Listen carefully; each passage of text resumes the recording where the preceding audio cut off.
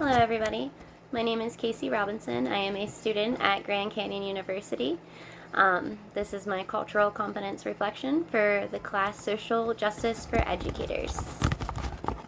And before we can get into my personal reflection, what does it mean to be culturally competent? Not only do you recognize that people have different cultures, beliefs, likes, dislikes, history, even social cues, but you utilize those differences, that uniqueness, to make an environment where everybody feels included, special, and most important, respected. You may ask, but how? How can you take a group of diverse students and teach them cultural competence? How do you teach adults cultural competence? There's many ways. You have to project positivity upon your students. You need to include all holidays. If you have a Mexican student who celebrates the Day of the Dead, you could have them do a project on it, or you could even just recognize that as a holiday. Having group projects, having partners, teaching students to learn from each other. Giving options. I know that when I was a student, my parents did not celebrate Halloween, and I was put into many situations where it was very awkward because they would do Halloween activities like painting pumpkins, and I felt left out. You could give options where you could be like, we're going to paint a pumpkin today, or if you would like to, you can paint a tree, and this will make the students feel less excluded. You have to be willing to be a student. You might be the educator, but you don't know everything about every culture. You need to learn from your students. You need to learn about their cultures. You need to learn who they are and their identity, and you need to help them learn who they are and why they are who they are. Most importantly, you need to want to learn. There is a cultural competency chart. I don't have the time to read the 5 levels, but I see myself as a 3. I can utilize multiple perspectives. I can put myself in my students' shoes. I can put myself in others' shoes, and I can teach and interact with that. I can advocate for my students for that reason. The 4 and 5 on the chart is guiding and taking action. The reason why that I put that I wasn't a 4 or 5 is because I have never actually been in that situation where I need to advocate for students or I need to give those opportunities. But if I was ever in a classroom where I noticed that a teacher was treating another student in an unfair way, I would advocate for them. I always say that, as an educator, it's not just your students that you need to advocate for, it's all students. And you need to advocate for all your students like they're your only student. You need to be their biggest number one person, like they are your only student.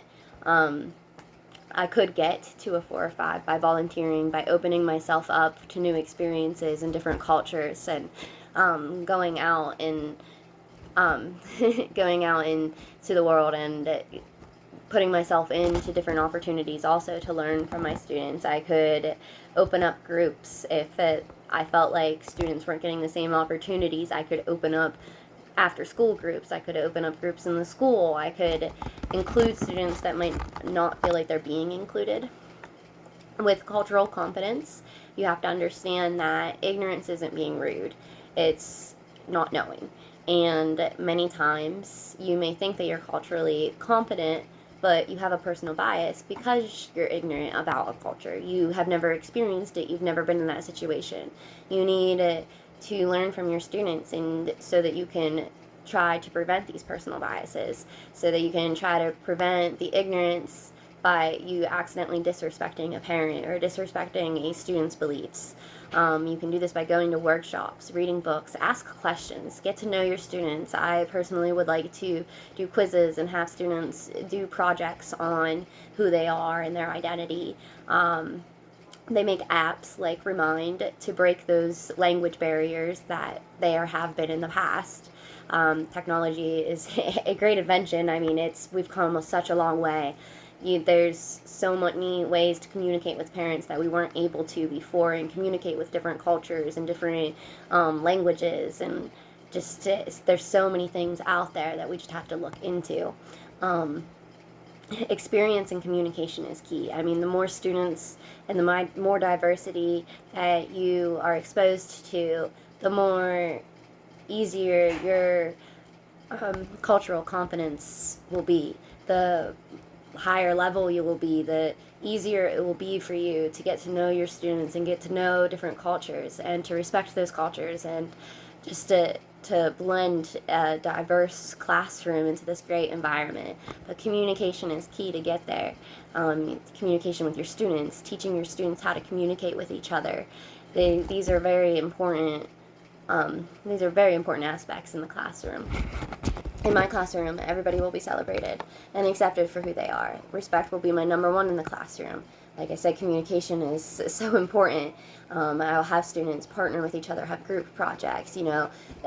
Every difference is special. There's no such thing as a disability or disadvantage. I don't like those two words. I think that when people have problems or have differences, it makes them unique in their own way, and we just have to learn those ways, and we have to be open to learning. We have to be open to new knowledge. I will have options for my students so they don't feel included, like I said, with pumpkin painting. Instead, you can offer pumpkin painting or painting a tree or painting this. Same thing with any holiday. If you have a student who is Jehovah's Witness and doesn't celebrate their birthday, you can offer, if they don't want their birthday being put on the board, or like, instead of having a birthday board, just wish the kids happy birthday on their birthday instead of having a board, so people don't ask, oh, why isn't their name on the board. Utilize your cultures into your lessons. When you have your students who are telling you that this is where they're from, or they're vegan, they're vegetarian, things like that, you could utilize those into your lessons. Like, if 80% of your students like dogs, it would just be common sense to add dogs into your lessons to engage those students. And you can engage and include all of your students with cultural backgrounds by adding them into your lessons. My beliefs and my morals should never affect my students. I believe that there are lines that should never be crossed between teachers and students, and I believe that religion is one of them. I should never push. I was born Christian and I was raised Christian, and I should never push Christianity on my students. I should never say, oh, it's wrong for you not to believe in God. This is what I believe in, and this is what you should believe in. And no teacher should do that. It's against the ethics, and it's against many things in my personal beliefs. But my Christian worldview does show my morals, and I hope that those project onto my students. My kindness, my respect, my equality for all. I look at all of my students as equal, and I look at everybody as equal. And I hope that that projects onto my students. But having boundaries is the best way to separate your beliefs and that line, is having boundaries, answering questions with caution. But also being open and to your students' beliefs, being open to learning about them, being open to answering questions. There are just many ways that you can be culturally competent and still not cross that line. Like I said, I would never push my beliefs on anybody, and I wouldn't want anybody to push my beliefs on my children. And that's how we should be treated, the way we would want others to treat us, and that's how we should treat others. So my classroom will be open, and communication will be key in my classroom, and kindness and respect, and like I said, equality. I will treat every student like they are my only student, but at the same time, like all of my students, I want them to learn from each other. I want the diversity to be something that makes our classroom super unique, and where we can learn so many things from each other, just not for just this classroom, that they could use and utilize in the future at their future jobs. Like, being accepting and being tolerant of other cultures is so important in everybody's lives. Like, when you're in the future, in your future employment, these students going out into the world, going to different states, it's always in the best interest for students to be indifferent to inequality, like to want equality, to respect others no matter what, even if it's not exactly what they believe in.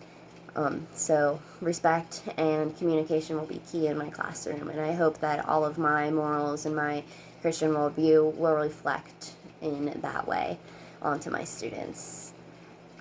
If you have any questions or comments, you can list them below. Thank you for your time.